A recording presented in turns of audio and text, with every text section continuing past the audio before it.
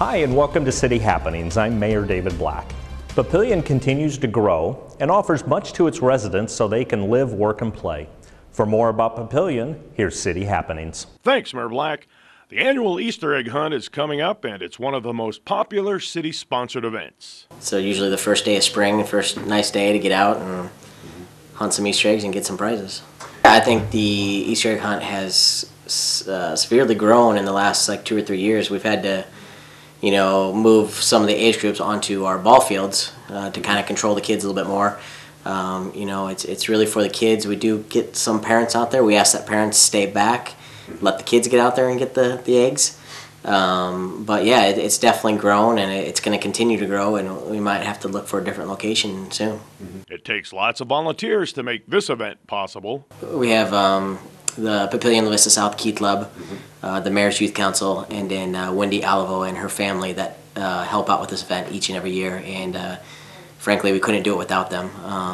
It is an easy event to do, but it takes a lot of people out there putting out the eggs. I mean, we have 20,000 eggs we have to spread out, and it takes a while to do that. This year, we actually kept some of the eggs from last year, and we've had a couple staff members putting those eggs together this year and putting candy in those so we can reuse those. So we'll have over 20,000 eggs. The Papillion La Vista South Key Club is really key on setting up the game booths and kind of manning those. And so everybody has their own little part, and it takes a lot, but it's over in 2 hours. We've gotten good feedback from people. We've been able to change things and add things because of that feedback. Every year we get different feedback. We get good things, we get bad things. And every year we take a look at it ourselves and try to see what can we do different the next year and how can we make it better, safe for everybody involved. I think the best part of this event is just seeing how happy kids are going out there and grabbing as many eggs as they can. I mean, it makes you think back to your childhood and Easter egg hunts we used to have in our house and in our backyard. And I get a kick out of seeing the families have a good time. And I got my own family that comes down. My nieces and nephews come down, and they have a blast. And so it's worth all the headaches setting any event up, seeing participants how happy they are with it. Allegiant Midlands Hospital's Chest Pain Center is nationally accredited and is used as a model for other hospitals across the country. Midlands Hospital has a very outstanding cardiovascular group. With the Allegiant Creighton system, we have a group of cardiologists and cardiology system that's worked very diligently in being good at chest pain. We've achieved accreditation through the Chest Pain Society with management of various cardiovascular conditions, and these are things you hear about, like things called atrial fibrillation, congestive heart failure, and probably most importantly having heart attacks, chest pain. We are an accredited center by the Chest Pain Association in managing this, which means that we hit their very high criteria on management of these types of conditions. It's really impressive. We have specific guidelines that we follow, and we try to achieve these markers that when patients come to the emergency department, we have a thing called door-to-balloon times that we follow very closely, which means from the time you step into the foot of our emergency room, that our goal is to have your blood vessel that's causing the heart attack open within 60 minutes. And you stop and think about that with all the different things that have to occur to have your cath lab there, to have the nurses there, to recognize the heart event, to get your cardiologist in.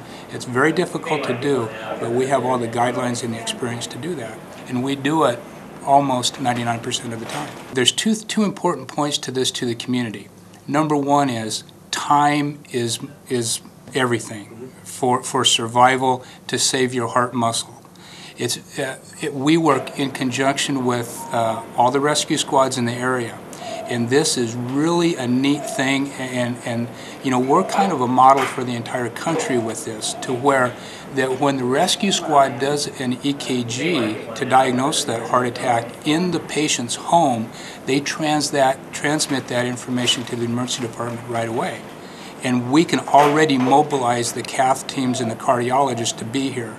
We've had that door to balloon time that I referred to as low as 12 to 15 minutes because we know that that patient's coming with a heart attack and we have everything ready. So the important things for the community is if you think you're having the heart attack, you know the neck pain, the chest pressure, the sweatiness, and you have the types of history that you think this could be a heart attack, call the emergency squad because they can start the treatment at your home. Okay? Don't try to drive in for these types of issues. That's the most important thing to the community. And number two is we can treat it right here at Midlands Hospital, and we have probably better results than a lot of hospitals in the community because of our locality and just the experience that we have working with heart conditions. We can even apply that to strokes. We're not a stroke center, but we have the protocols and we're certified to manage acute strokes.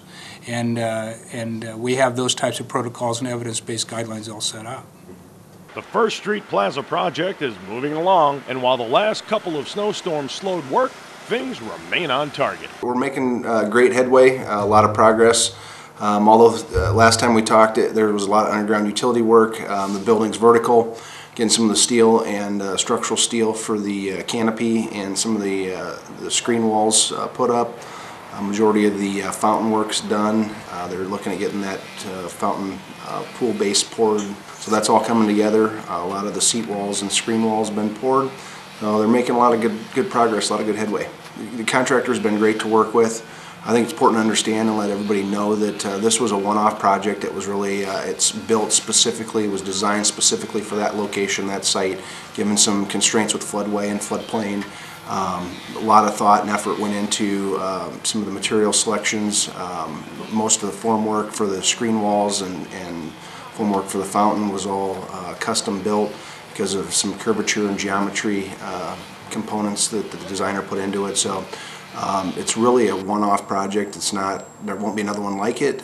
So all that being said, it's a unique project, and we're really happy with the way things are coming together. The exterior of the building, what you see now, the veneer finish is on. That's the actual finish of the exterior of the building. There's some additional screen panels on the structural steel that you see now on the east side of the building that actually fronts 84th Street. All that will be covered with a Corten metal, which is a metal that will actually oxidize and kind of turn an orangish color. There'll actually be a pattern of a butterfly kind of etched into that material, so it'll kind of have the City of Papillion branding on it. You'll obviously see the canopy and the viewing stage from the roof of the facility. Got some great views. We were up there. They finally got the stairwell deck on. We were able to get access to the roof deck. Got a lot of great views. I think that the Papillion Foundation will be pleasantly surprised with the views for Papillion Days when that comes around.